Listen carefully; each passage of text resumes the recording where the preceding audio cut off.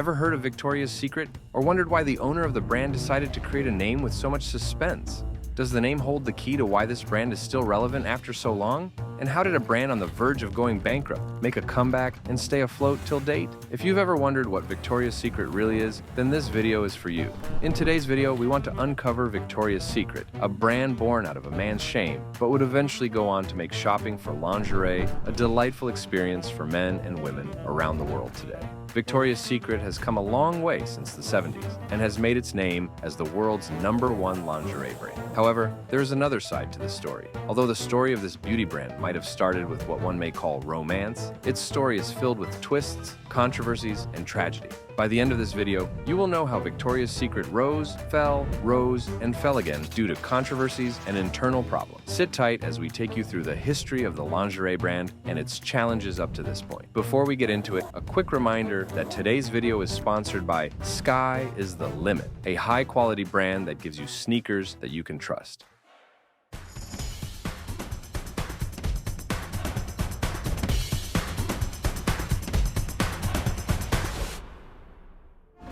It all started when a young man by the name of Roy Raymond went shopping for lingerie for his wife at a department store. At the store, he felt embarrassed by the weird looks he got from the saleswomen. So, he was inspired to create a place where men would be comfortable shopping for lingerie. For the next 8 years, Roy studied the lingerie market. Then, in 1977, he borrowed $40,000 from a bank and an additional $40,000 from his family, and together with his wife, Gay, they started the business. Roy called the new business Victoria's Secret, named after the refined aesthetics and strict societal norms of the Victorian era, and to play on the idea of intrigue and intimacy. The couple ran the business together. Roy used his entrepreneurial background from business school and working in marketing in his early career to come up with ideas for the business, while Gay's insights into what women wanted in lingerie were important in catering to the target market. Together, they created a store that was a game changer in the underwear business, and the brand was an instant success. In its first year of business, Victoria's Secret made $500,000. The Raymonds immediately started expanding the business to more stores in different locations. Shortly after, Roy launched a mail-order catalog, and the company also started selling other beauty products like perfumes and sleepwear, in addition to classic lingerie. By 1982, the brand had grown to 6 stores and was grossing about $6 million in annual income. However, Roy was facing financial difficulties around that time, despite his success, and the company was now facing bankruptcy just 5 years after it started. Although he was able to save his business, Ray had some struggles in his personal life, which eventually led to his death. After Roy Raymond sold Victoria's Secret, he remained for a short while as president before moving on to his next venture. In 1984, he started a new company that sold computer games and toys for children. However, the business failed in less than 2 years due to poor location and a bad marketing strategy. He had invested around $850,000 into the company, and since he had not incorporated the company, he lost all the money. He and his wife were plunged into financial troubles and soon lost their house and vehicles. The couple soon divorced in 1990. Roy continued trying to set up new businesses, but none of them amounted to much. His continued failures led him into depression, and in 1993, he tragically committed suicide by jumping off the Golden Gate Bridge.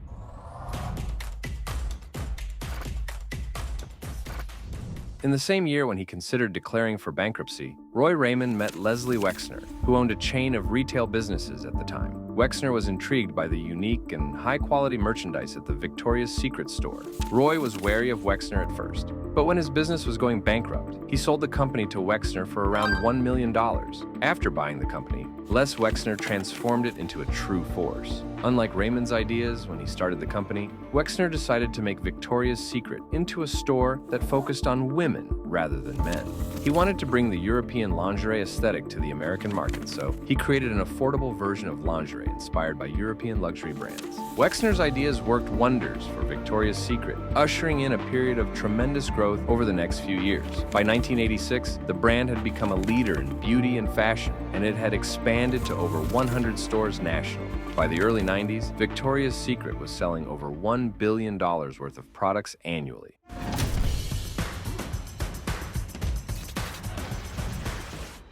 Victoria's Secret started to expand beyond apparel when it launched a line of fragrances in 1991. This would soon be followed by their cosmetics brand a few years later. But what really defined the 90s era for Victoria's Secret was the birth of the iconic Victoria's Secret annual fashion show, a never-seen-before idea that helped increase the brand's global popularity. The show was run by Ed Razek, and it featured top models in the industry. It also helped to launch the careers of the likes of Tyra Banks, Heidi Klum, and Gisele Bündchen. The fashion show aired online for the first time in 1999, attracting over 1.5 million viewers and crashing the site. Around that time, Victoria's Secret also launched some of its greatest products. The most notable ones were the Miracle Bra, the Fantasy Bra, and Body by Victoria.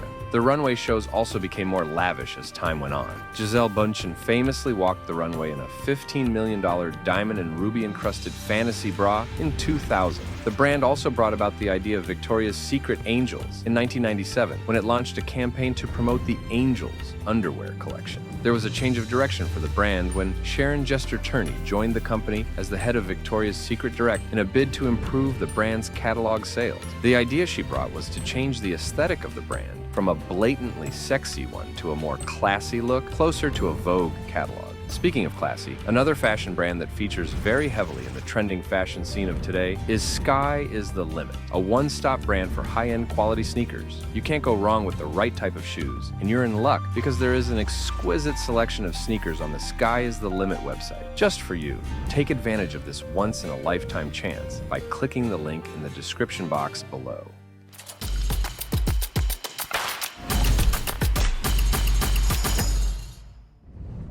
In 2006, Turney was promoted from chief executive of Victoria's Secret Direct to CEO of the whole brand. Her ideas were largely successful, and in her tenure, the company recorded a 70% increase in sales to up to $7.7 billion annually.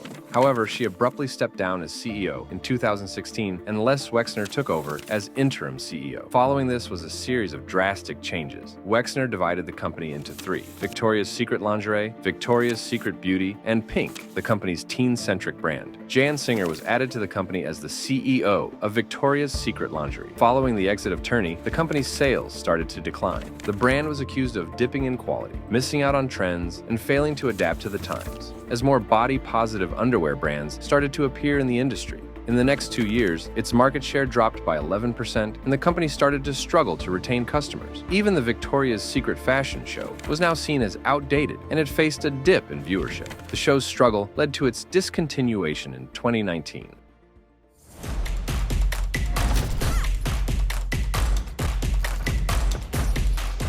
In addition to its financial struggles, Victoria's Secret was also embroiled in a lot of controversy in the 2010s. The brand had always been criticized for contributing to promoting unrealistic beauty standards for women. However, things started to get worse when the brand started becoming notorious for cultural appropriation and promoting stereotypes during fashion shows. They also got involved in racial and corporate disputes, including a case that ended in the company paying a settlement of $12 million to on-call workers in 2017. In 2018, Victoria's Secret's president at the time, Ed Razek, made transphobic comments when he was asked about casting transgender models for the Victoria's Secret fashion show. His comments received backlash from the public and prominent models like Kendall Jenner and Lily Aldridge. Razek issued a formal apology online, but many people demanded his resignation. Only a week after Razek's comments, Jan Singer resigned from her position as CEO of Victoria's Secret Lingerie. The company since then has hired transgender models like Valentina Sampaio, Emira Despain, and Alex Consani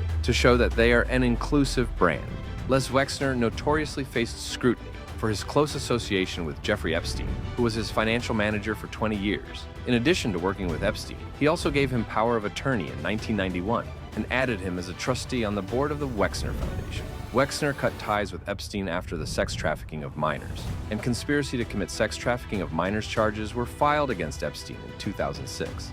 He also claimed years later that Epstein stole money from him and his family. However, in 2019, a group of wrestlers who were survivors of the Ohio State University abuse scandal laid accusations against Wexner and his wife for their involvement in Epstein's abuse, saying that the Wexners helped Epstein assault a young woman in 1996 inside a property they owned. Victoria's Secret's long history of controversies also includes multiple complaints by models over the years of the culture of harassment in the company.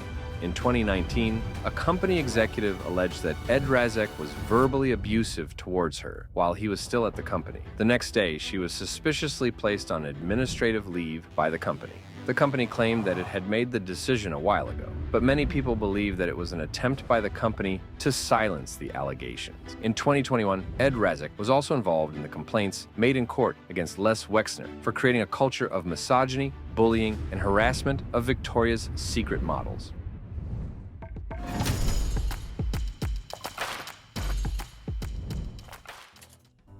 In 2021, Victoria's Secret went through a complete image rebranding phase in an attempt to wash away the bad reputation it had garnered through the 2010s.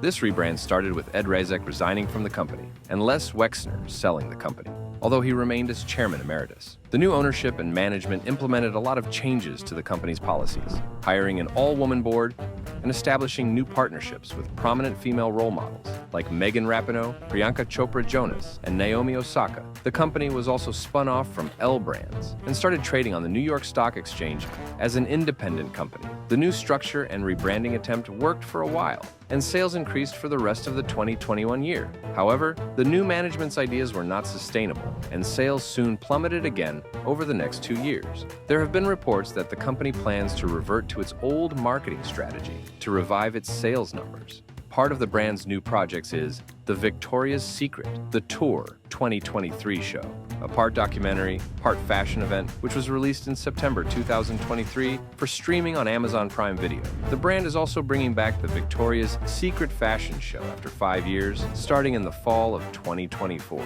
Despite the company's attempts to rise from its difficult situation, Victoria's Secret seems to be steadily losing ground in the market. Even before the controversies, women's lingerie had moved on from the sex kitten vibe that made Victoria's Secret popular in the 90s towards size inclusivity and diversity, which is where the brand has always struggled. However, nothing suggests that the brand cannot make a comeback soon. We all know that they still have a loyal customer base rooting for them. Although things are not looking so great right now, there is a general belief that it can get better if the brand focuses on the right thing. That is it from us today, folks.